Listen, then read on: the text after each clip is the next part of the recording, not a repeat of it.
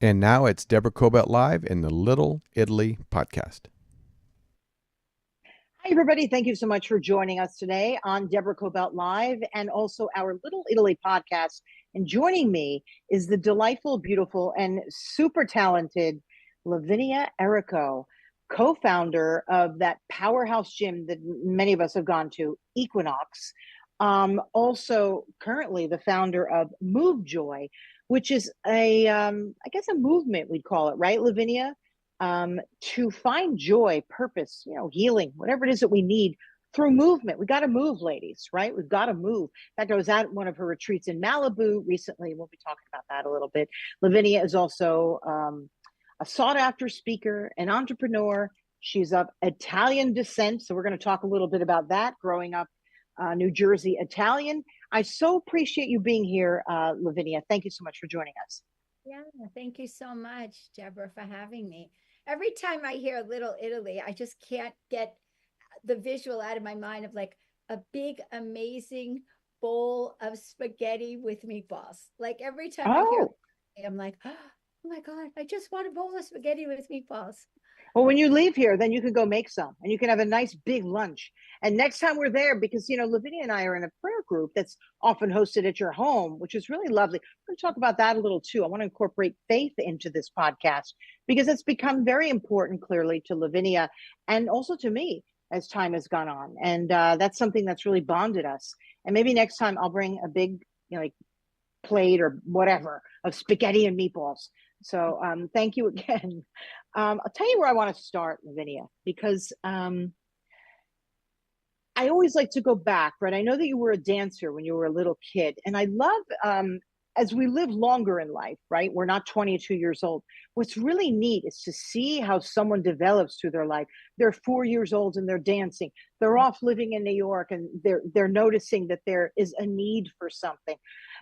That's been you your whole life, right? Whatever happened led to the next and evolved. Let's talk about you a little bit as a kid and how you ended up from there to being one of the founders of Equinox with your two siblings. Yeah.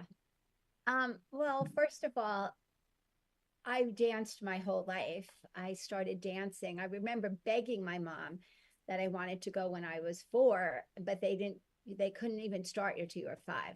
So Oh, I had a older friend who took dance, and then she would teach me all the positions. And so yeah, I felt it. I loved it. I mean, everything I even wanted to read, the books I always wanted to read when I was a little girl were the ballerina books, the dance books. And so I always say that that was my happiest place. My mm, happiest place was dancing. I went to dance school every single day. I got into a professional dance group from the dancing school when I was 12. I loved it. Yeah, I mean, it just was, I don't, honestly, Deborah, when I look back, I can't imagine what my childhood would have been without dance in it, without performing, without dancing. I mean, it was just what brought me so much joy, you know? However, it also had a moment where it connected into, I remember when I was 12 and I heard someone say, yeah, she's a beautiful dancer, but too bad her body is more like a soccer player. And in those days, I mean, I think a soccer player today has a beautiful body. I want to just put that out there. However, in those days, everybody as a dancer just wanted to be, toothpick skinny.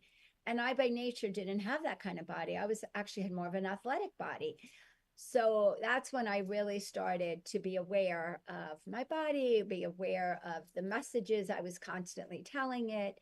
I definitely didn't have the best body image. And I think that's when working out started coming in because, unlike some of the other girls in the group, they could just dance and stay thin. I had to run, I had to work out, I had to do other things. And so I did that. I started that young. I mean, I was doing those kind of things by the time I was 13 years old. Um, and I but enjoyed it. I have to say, what is it about society? And that goes for today too. She's too ethnic looking. I know you got that. I did too. Oh, I got that. Um, all the time. In fact, that's why my hair is lighter, because I finally just gave in early in my career and said, fine, I'll just come back with it blonde on Monday. Will that be good enough? But anyway, okay. So we're always something, we're supposed to be something else or not. Right. I mean, I also had an athletic and a bit of a voluptuous body. And it's like, oh, you're not thin enough for this. It's like, oh my gosh. And I think probably the thin blonde probably showed up and was told, but you look like everybody else. It's always somebody in charge who's Right. trying to tell you that you need to look or be like somebody else. Yeah. And I know part of your movement that you do with MoveJoy is let's move and really, really be happy in the space we're in with our bodies. Is that correct? I mean, I guess I'm jumping around a little bit, but why don't you? I Yeah. definitely created that from a lot of the heartache that I had and a lot of the suffering that I saw with women over the years, for sure.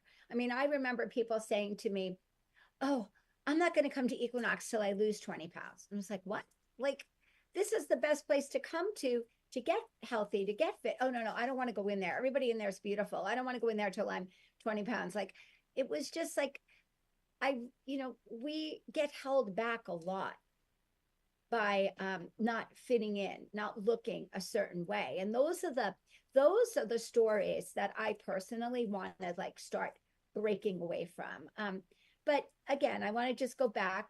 So that became my joy, always moving. When I went to college, my mother dropped me off at school and she's like, I have good news and bad news. What would you like to hear first? I would give you the good news. The good news is your dad and I paid for your college education as well as your room and board, but everything else you're going to have to handle yourself. You got to get a little side job or something. So like my little side hustle was teaching exercise. I had a roommate.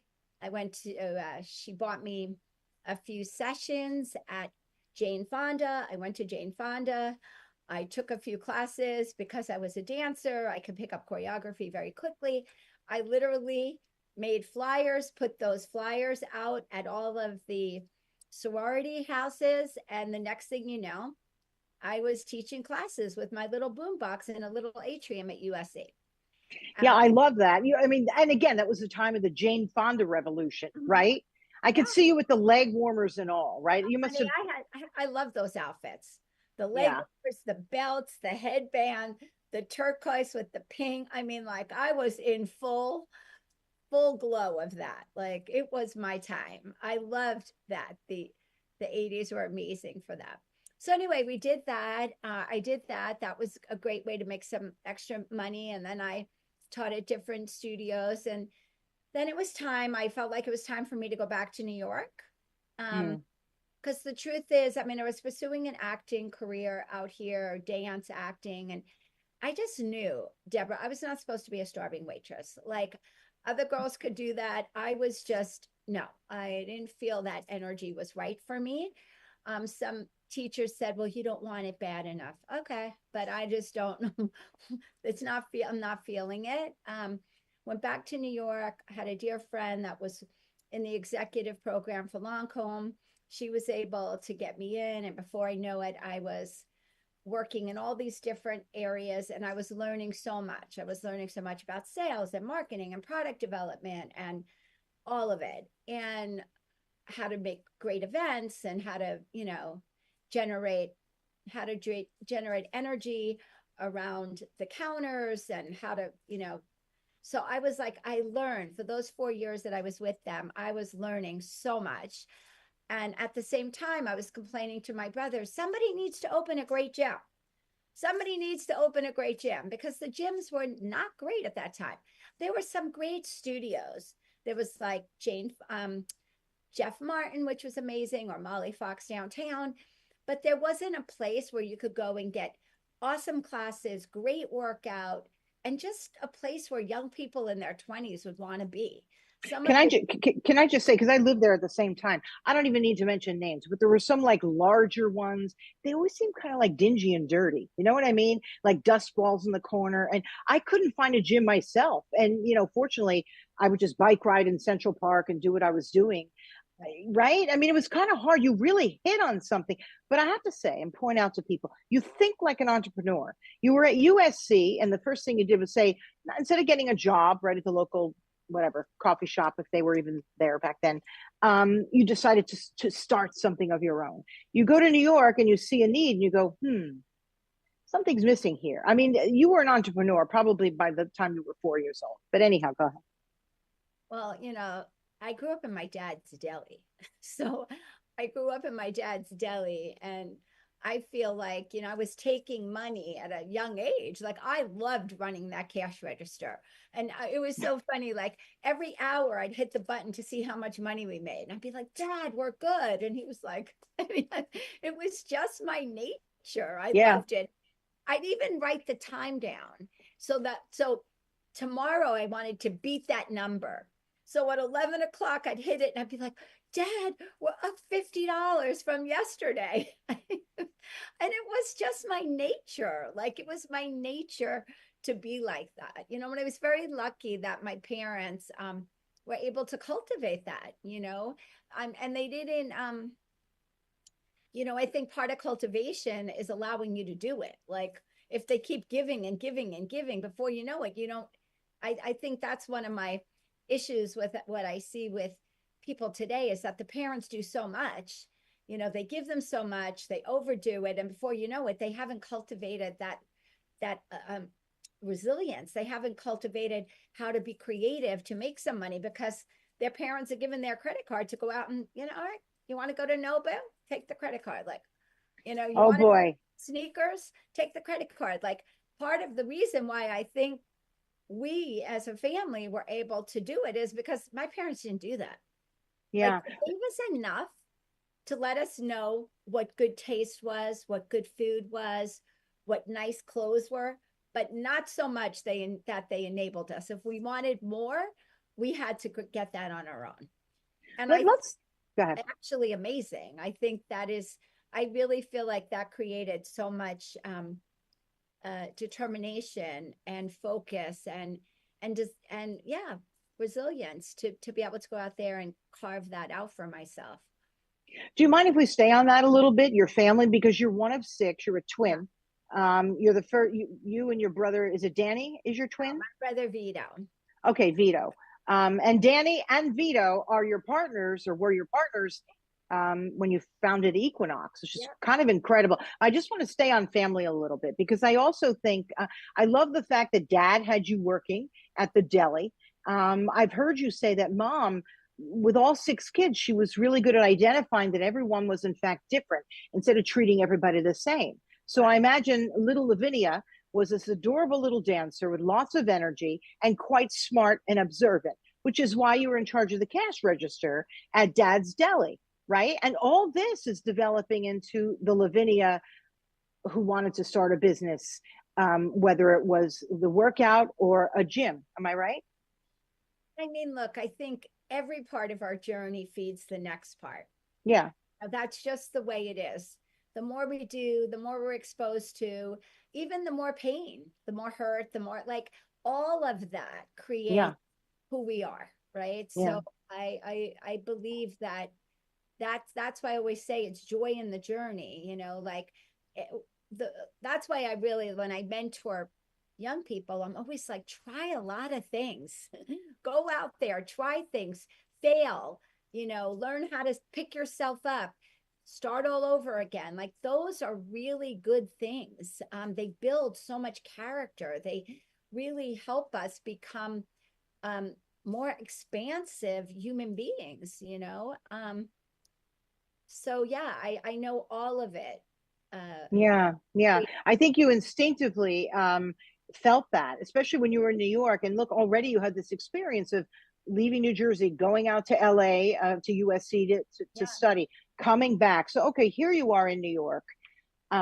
You saw a need. There needed to be a gym. You're an active person. Acting's not going to work for you. So how did this whole idea even develop with you and your brothers? There were all these moving parts, to be honest. Like, when I first got there, I wanted to open a studio, and my brother was helping me negotiate a lease out in Fort Lee. It was going to be the LA meaning my name. I was always called La.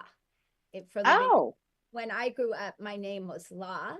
La when I was little, and then it went to La. Yeah. So it was going to be LA workout. So it was going to be part of a La workout as well as Los Angeles workout. But we couldn't get that location.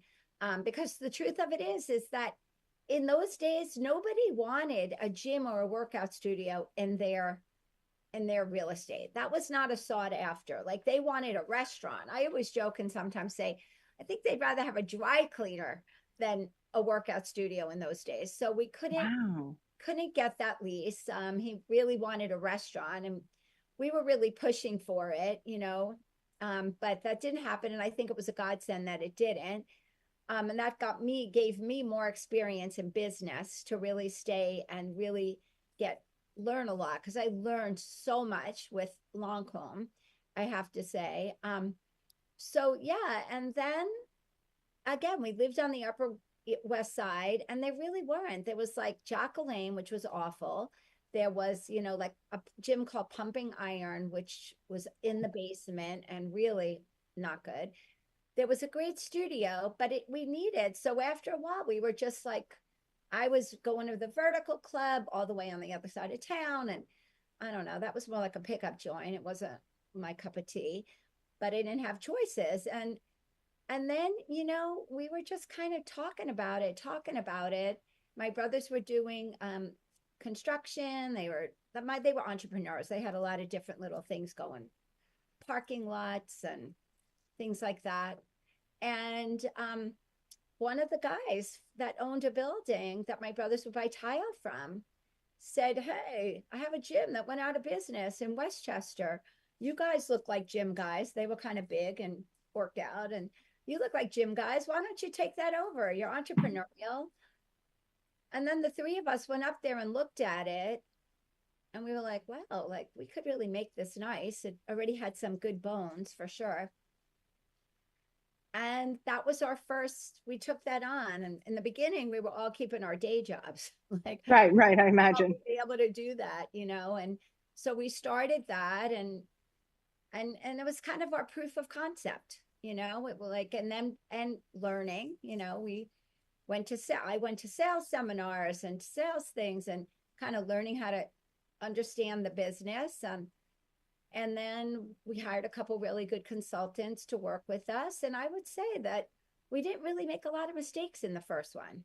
It wasn't an Equinox, but then a year later, we found a location on the Upper West Side, and it just kind of happened naturally. We were working hard, doing what we did, putting stuff that we wanted, the kind of weights that we wanted, the kind of programs that we wanted.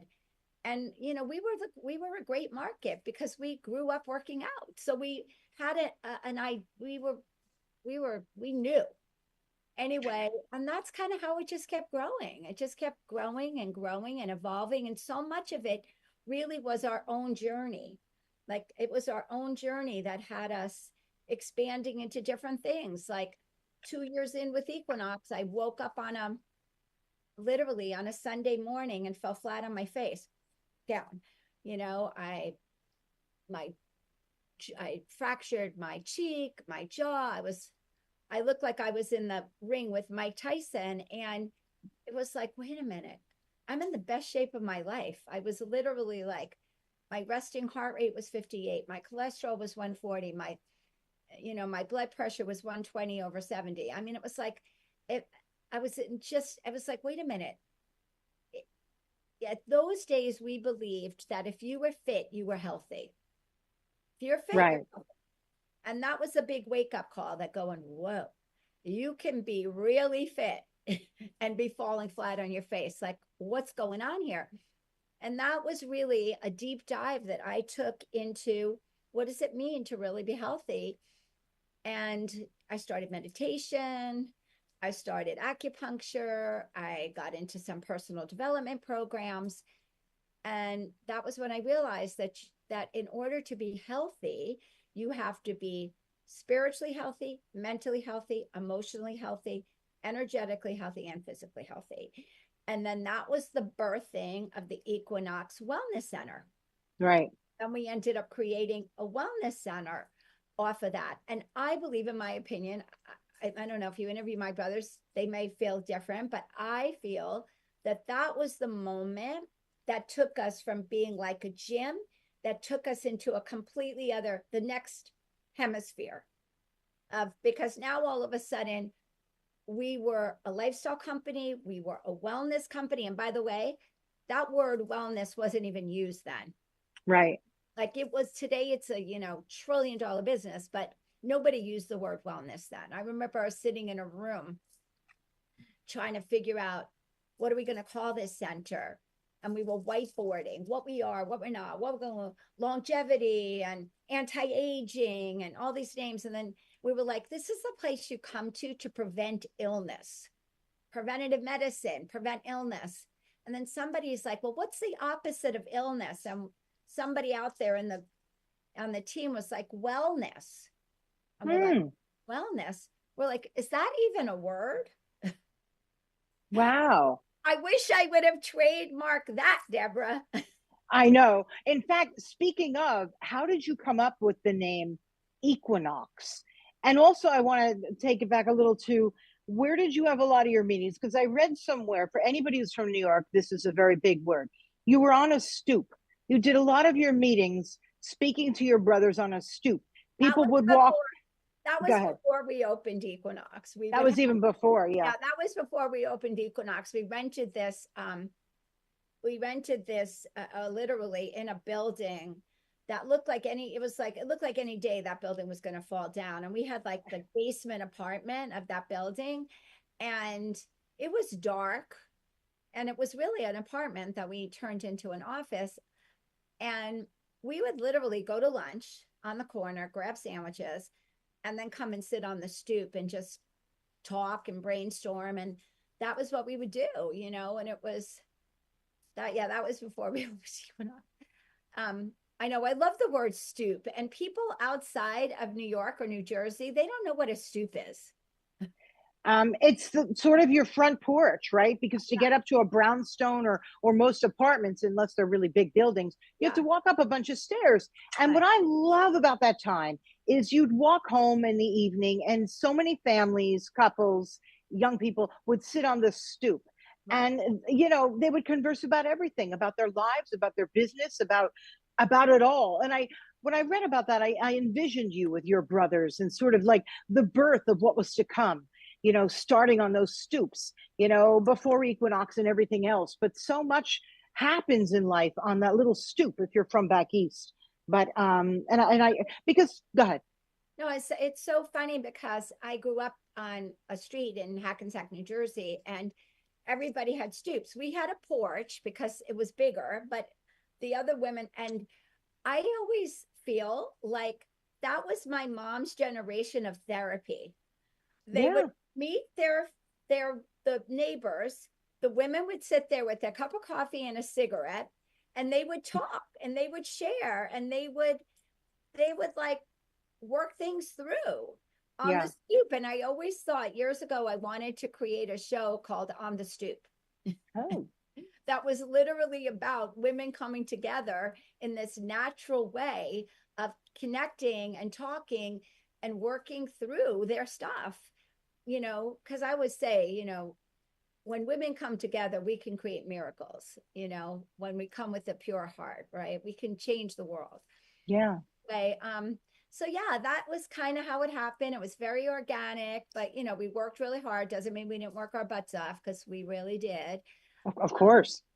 And then there comes the moment when it's like, you're going to sell. And, I think at one point, it was a rough 10 years. I mean, we worked hard, and you put in a lot of hours. And I mean, I would wake up in the middle of the night with a recording, with a little recorder next to me.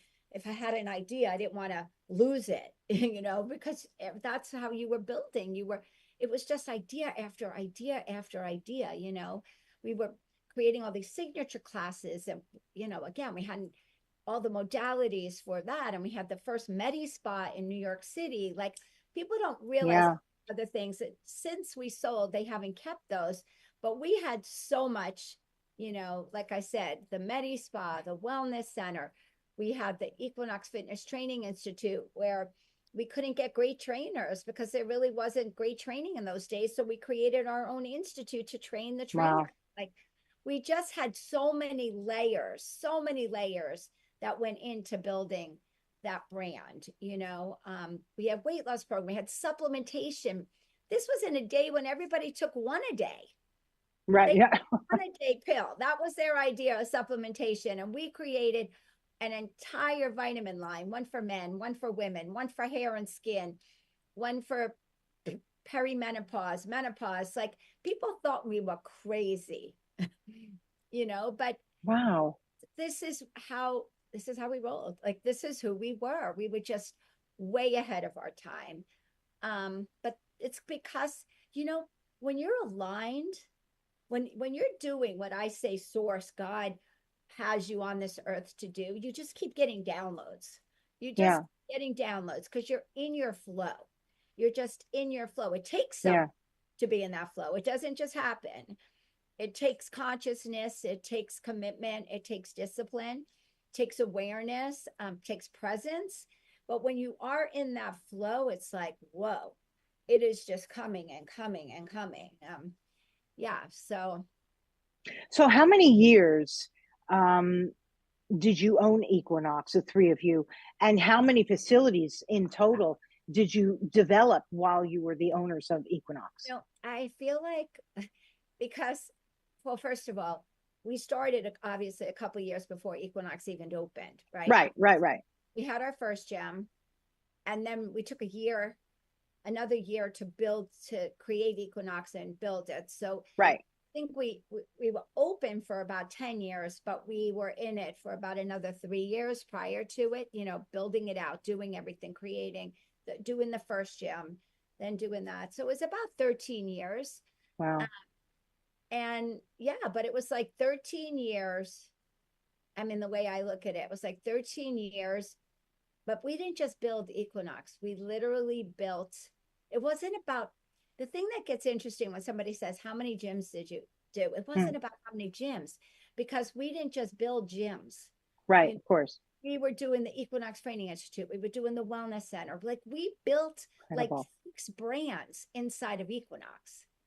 It wasn't about more locations. Once they sold, that's what it was just about. That was just about big distribution. They were no longer creating new things, they already bought a brand that already had that, which is amazing, right? They already had a brand that had all these layers to it.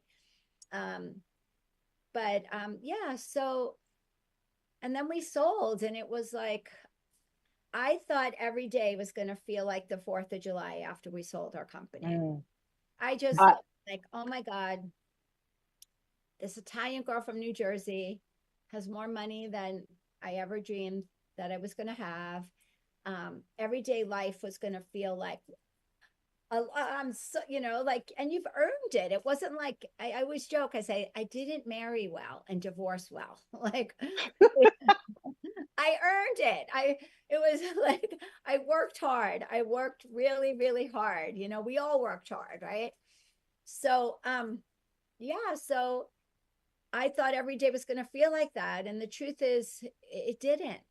We sold our company, went in the next day or a few days to clean out. And then literally we get a call from my mom that my dad's in the hospital. We didn't even clean our offices out, and the 3 of us are in the hospital, and they're saying my dad had a mini stroke and he had this, and and so it was just like bam and then bam, dealing with that. And unfortunately after that, my dad's health, my dad didn't last. He ended up having stage 4 prostate cancer, so we had to go through all of that. So it was just like you didn't have time to like celebrate. You were this and then dealing with that. And then I went through, like, I got back from vacation. We sold in December, and we come home from Christmas and New Year's, and my son, I take him to drop off. His dad goes to work, and I'm like walking out of the playground after drop off, and all of a sudden it was like my ears got muffled and everything just went like this. And I'm like, I didn't know what was happening. I thought, am I having a stroke? Am I having a heart attack? Like I'm waiting to like brace myself to see if I'm going to faint or fall. And I'm not. And it just goes. And I walk home slowly. And I never thought, Deborah, that moment of now what do I do? Mm. I have nowhere to go. That has never happened ever in my life up until that moment. I always had to somewhere to go. I had to go to school. I had to go to work. I had to go here. I had to pick up my son. I had to go to a meeting. Like this is the first time ever in 42 years that I'm walking out of this playground going, what am I doing? Where am I going? Like nobody ever talks to founders about things like that moment. Like I do now. That's a big conversation that I have. I in a lot of my speaking is on that, because of the pain I went through on that. I'd like to think that I can help people create the I am while you're even carving out your business, and your whole business, your whole identity isn't actually, even before that as a student, isn't all about all of these things. There's something that's coming from within that needs to be cultivated, not that you're not getting built up on all these things outside of you. Like, oh my God, got into Brown, I got into this, I got into this internship. Like all those things are just things we do. They aren't who we are. And that was what I was just bombarded with my whole life. What I do, how I do it, the success that I do it in. It just kept, and now all of a sudden it was just the essence of who am I? Like, what do I do?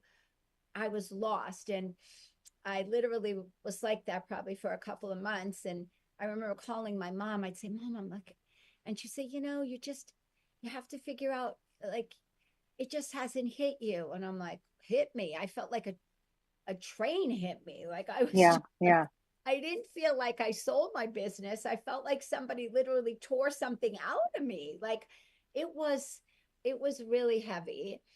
I ended up working with a therapist who told me I was having like identity paralysis, which is something that athletes get very often when they retire. Mm-hmm. And then very often it's like these moments where, it's interesting because I see it all the time with athletes. They go from being an athlete to going and being a commentator right away. Right. They can't not have that machinery going. And the truth of it is that by that time I was already working with a therapist because my brothers were moving on. My one brother was moving on to do the James Hotel with a partner, and he wanted to get me involved. And I was all ready to sign up because I'm a doing machine. Nobody can do. I love to do. I love to create. I was meant to. And my therapist looked at me and he goes, why? Like, you need time. Like, you need some still, you need time to get in touch with Lavinia. You don't need to keep doing these projects. You don't need more. You don't need, like, and I was just like, but the stillness was killing me. It was killing me. So yeah, then you do the work and you do the work and you grow and you do the work. And then you could learn how to do both at the same time. You mentor, you grow. You learn how to do these dances where you're still connecting to who you are. You're still acting yourself. You're still, journaling what needs to be journaled. You're getting in touch with, who's running this show here? Is it that little girl that's afraid of being abandoned? Or is this the woman? Like you keep connecting back to, why am I being triggered on this? Why am I being triggered? What's going on here? And you start learning how to ask the right questions, how to breathe and move the energy, how to open your heart, like how to release the fear that we all have inside of our bodies, which is usually, fear of abandonment or fear of, and then shame and all these other things, right? So anyway, that became my dance, my dance. I did go on to do some other projects and help different brands and help different entrepreneurs and, take some advisory positions and doing all of that. And I never expected that I would be building out another brand. Like I told myself at 50, I was too old. I'm too old for that. I'm too old for that. Like, how do I story that? I'm too old for that. Yeah. And here I am. Talk to us about what's behind MoveJoy. And I went to your retreat recently in Malibu. I didn't know what to expect, right? I was thinking, okay, what's this really going to be about? But I've gotten to know you, and I thought, well, if it's anything like who she is as a human being, it's going to be a very heartfelt experience, which it was. I got a lot out of it, and there was a lot to it too. You had speakers that were really meaningful, who've gone through quite a bit. Sometimes people go to these events and they think, oh, they've been so famous, they've been so successful, what do they know about my struggle? But they do, because they've struggled as well. And that's the big takeaway for people who feel intimidated to attend an event. There's so much you can get out of this. Why don't you talk to our people a little bit, of our friends, about MoveJoy? And I love that you had the art therapy, because I love art, right? And I thought, oh, how wonderful. I don't think I've been to a retreat that ever had that, but go ahead. Well, I love to introduce things to people. That's part of what MoveJoy is about. Yeah. It's about, I always felt like I had access to so much, because I had, number one, it was my lane. It was what I did. And I had I had the information, I had the knowledge, I had the curiosity, I had the money, like, had to be able to do all these different things. Yeah. Courses to get it, but I'm like, most people don't, like, they don't even know where to start looking for things like that. And it made such a difference. I personally went through, I would say I went through a couple dark periods, dark seed of the soul. And I went through another one around 2020. And I went through, I went through a divorce. And then I went through another situation with my financial advisor, who turned out to be a little bit I'm trying to think of a nice word, because I really challenging. Well, he was doing unscrupulous things. He was putting me in stuff where he was making huge commissions and I was losing money. But because I was dealing with a really serious health issue with my husband at the time, I trusted him. I've been with him. I went to all his weddings. I went to his kids' weddings. I thought we were like family.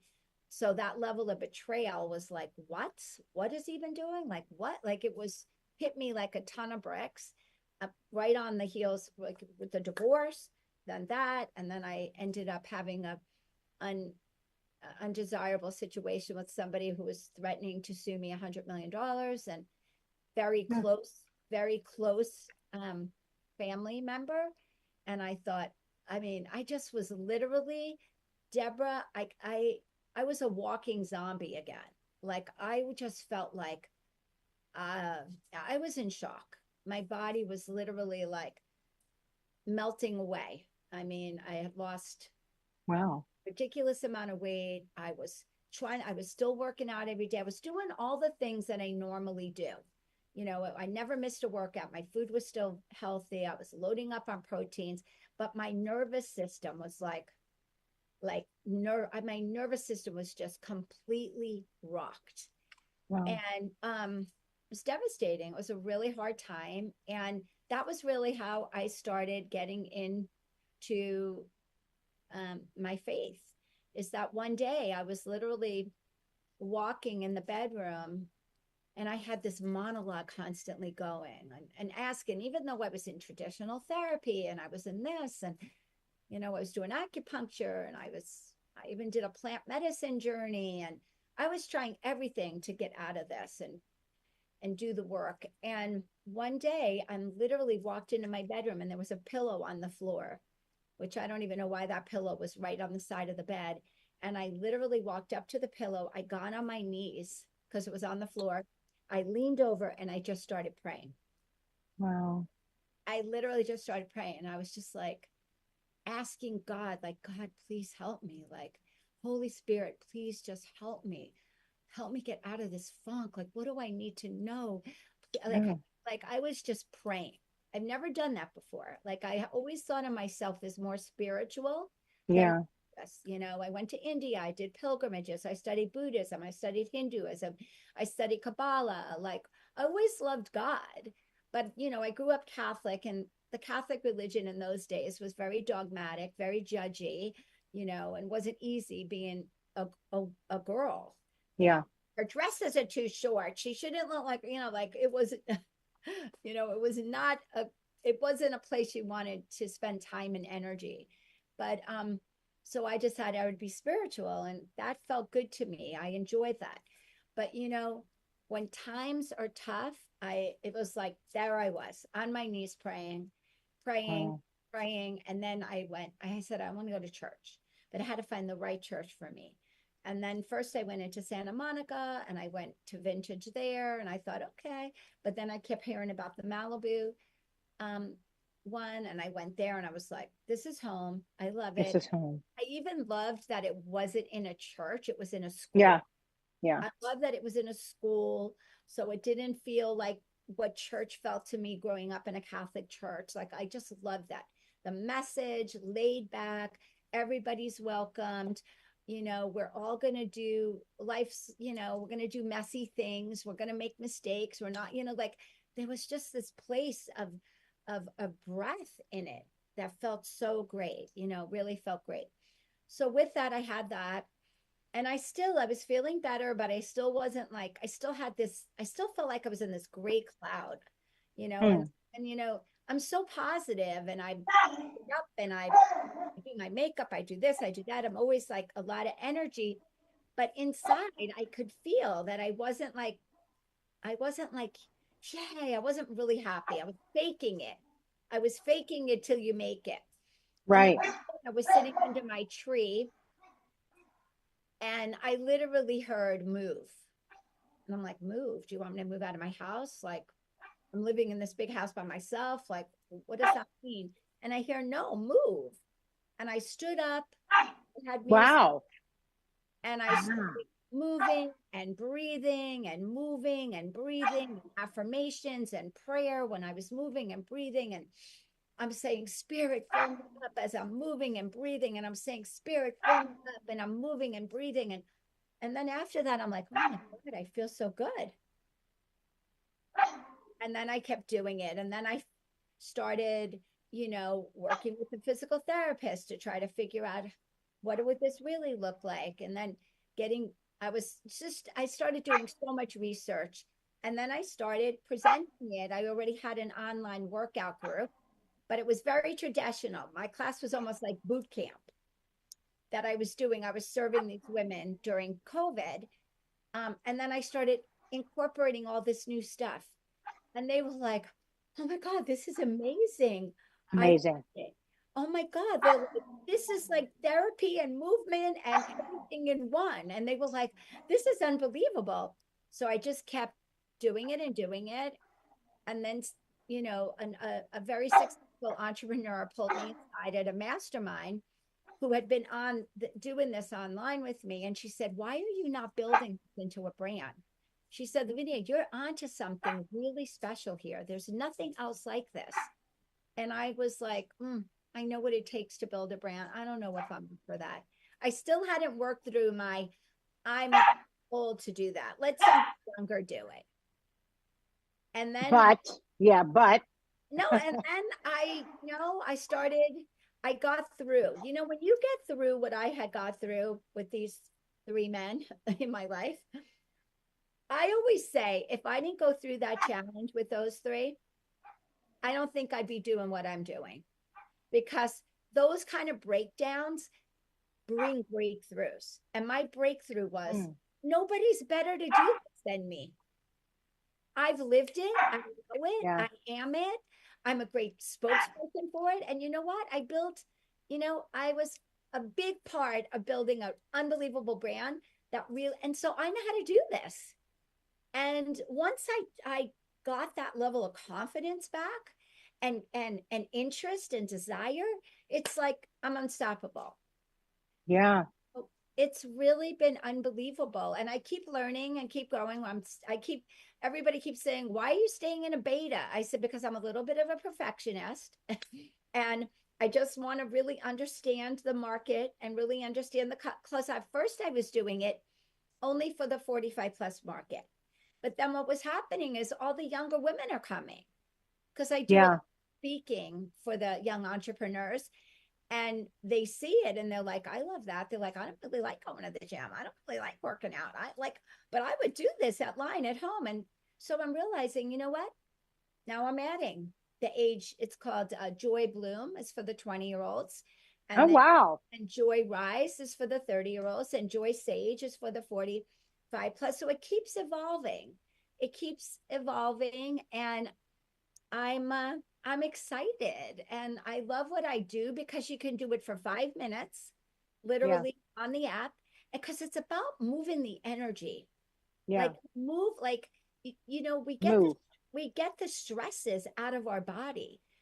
All day long, Deborah, people don't know this, but we get, especially for women, because we're more emotional, we get between 1,800 and 2,200 emotions are hitting us in a day.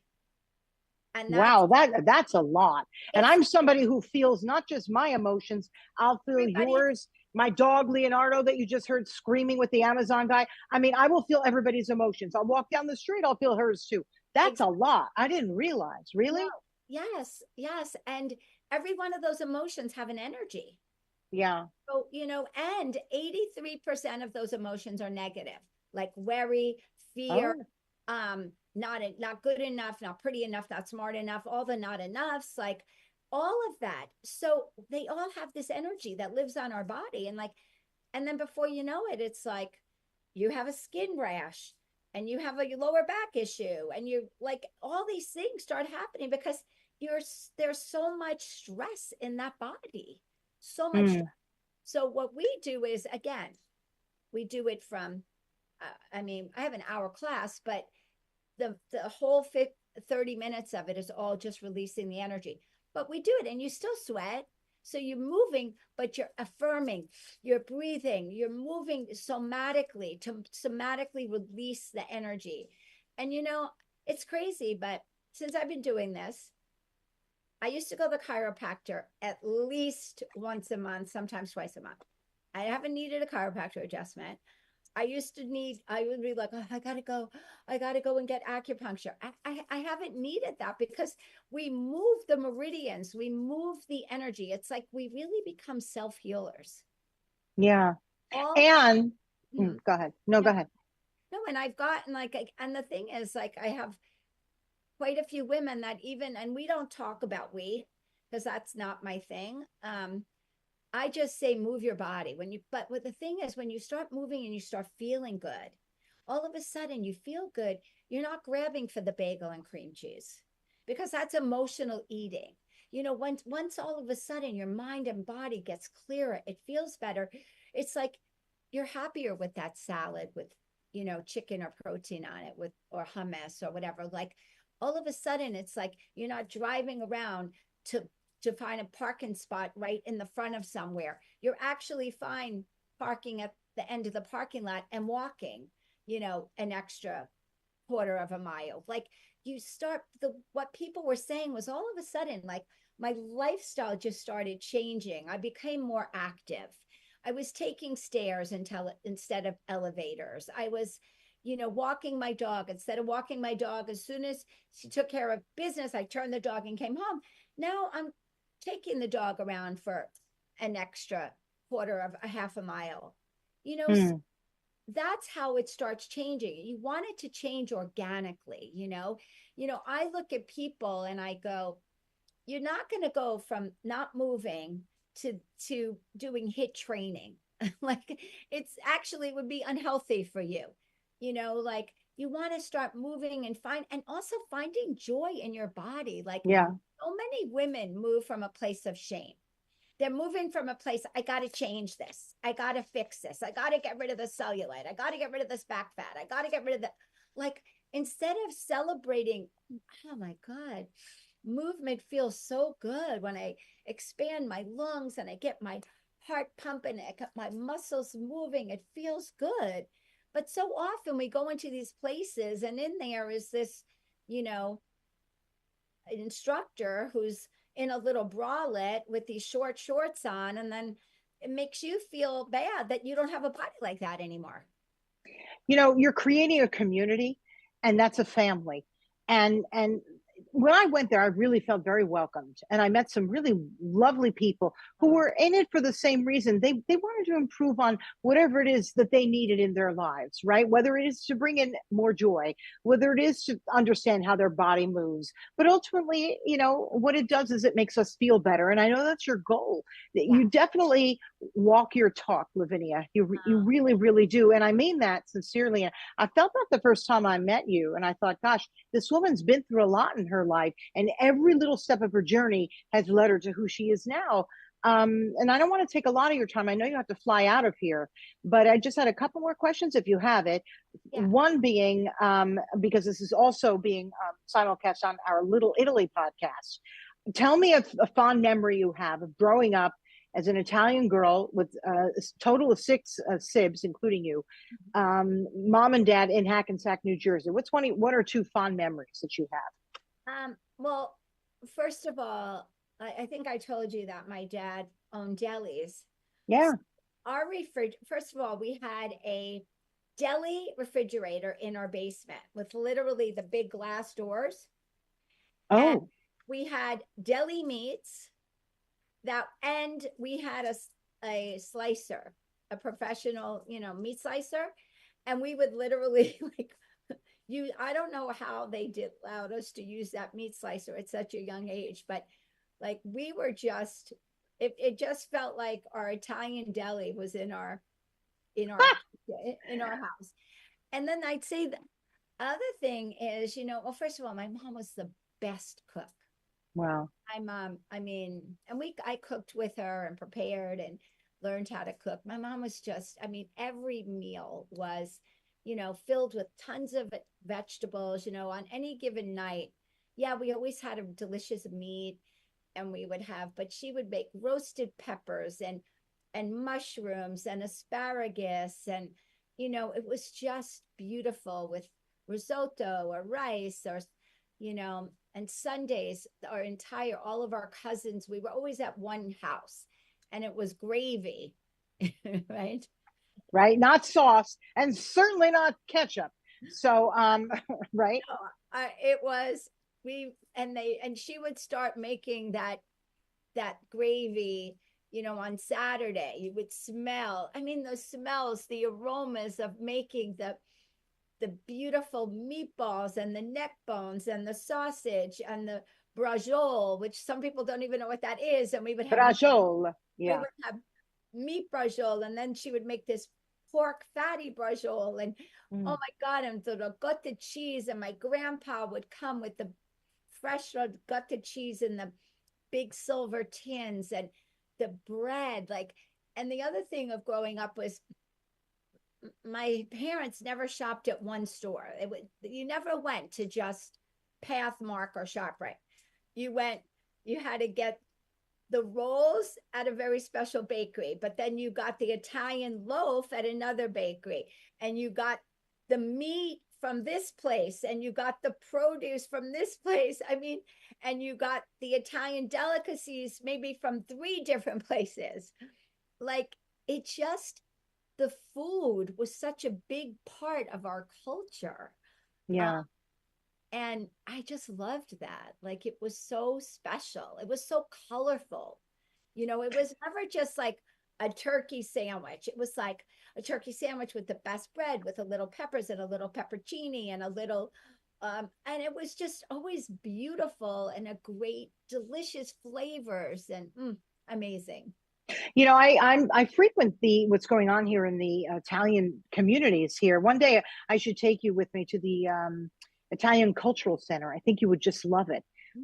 They have all kinds of great stuff going on. It is in Westwood, so it might be a little trek from Malibu these days, but I think you'd really enjoy it. They have phenomenal programs. They have all kinds of very authentic, right? Run by the Italian government. So it's pretty terrific. There's a great community here, Lavinia, that if you're interested in tapping into it, I'd love to introduce you. I really would. I would love that. And I really, and they would love you. I really mean that. The consul general, they're just a wonderful group of people that I think you'd really, really enjoy and bring you back to that feeling of being that little kid, little Italian kid in Hackensack, New Jersey. We should do that. Any parting words before I let you go? I could talk to you for another hour. It's just that I know you have to leave and I feel terrible. I said I'd have you out of here 15 minutes ago, but any parting words, especially to women, because I think we are a community, and what you've developed with MoveJoy is something really big. We can use it on an app. We don't have to physically go there. But anything you want to say to our audience about that, or anything else, please? I mean, I just think for women to, number one, like, find love, like your love inside of you, like who you really are. I say to this, go like this and hug yourself and give yourself and tap yourself and like that tap, be like, you're doing good, like you are doing good, girl, and I love you. And then say your name. I love you. And you say your name, you know, and really connect. Like I like to close my eyes and connect to my happy place. Like what brings me to a place of pure joy and happiness, you know, and just take time to really connect to who you are. And and I think personal growth is really important, because I always say it's what frees us. It's what liberates us.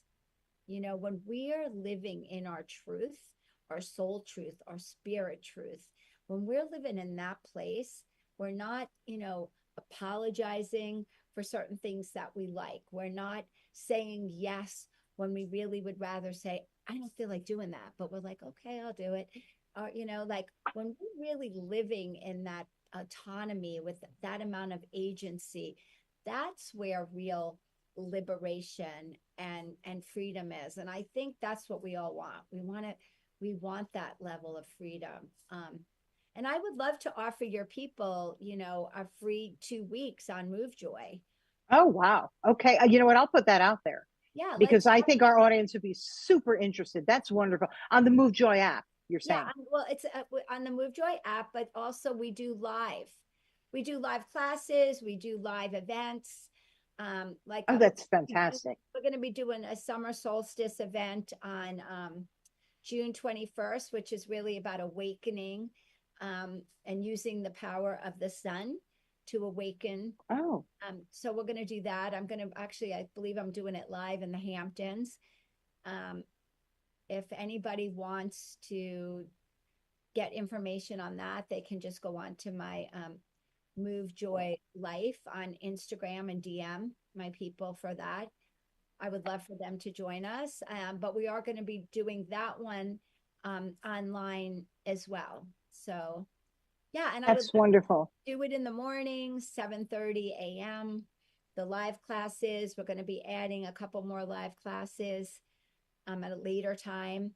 So yeah, I mean, right now we have people coming from Paris, from London. It's like 4:30 in the afternoon there, 7:30 here. We have a really amazing group of women that come on live. And we really do, believe it or not, even though it's on live, we do have a community. You do. I just want to say one thing to people, because I can feel very intimidated, even though I'll walk in and it'll be like, oh, she's got it going. It's like, no, I can feel extremely intimidated, especially around a group of people I don't know, and my heart will race. It was not an intimidating situation. My dad always said it starts at the top. Well, you're the top here. And you've really created an environment at MoveJoy and anything else you've created where it's very comfortable, where it's really about my journey and her journey, and nobody's comparing, nobody's doing any of that stuff. Just come and find if it works for you. That's what I like to say to people. It was great, I have to say. So thank you so much. I really mean that, Lavinia. I really appreciate it.